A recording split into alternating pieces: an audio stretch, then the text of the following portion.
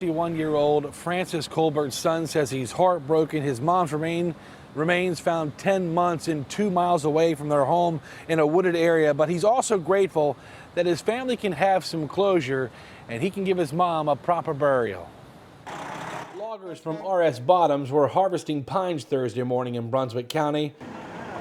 Orlando Per Year operating equipment notices a shoe. Thought it was the artificial leg.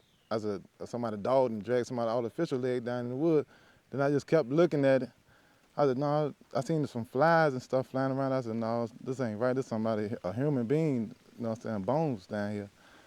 So I ended up calling him the boss man. He come down there and take a look at it, and that's what it was, a human body. In an area about 2 miles from 51-year-old Francis Colbert's Railroad Street home in Lawrenceville, an area that several agencies searched 10 months ago when she first disappeared. Extremely dense pine forest.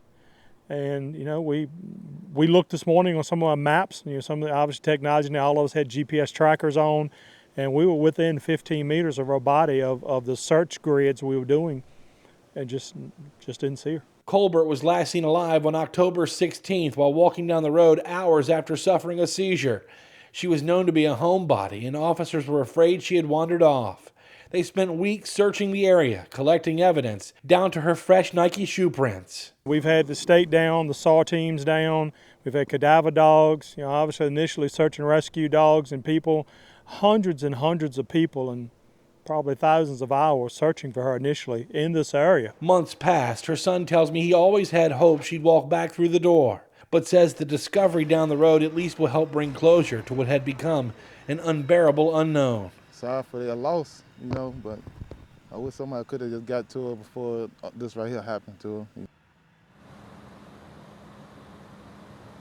Brunswick Sheriff Brian Roberts telling me at this point they do not suspect foul play. Colbert's body is here at the medical examiner's office for the folks down here to determine an official cause of death. Working for you in downtown Richmond, John Burkett, CBS 6 News.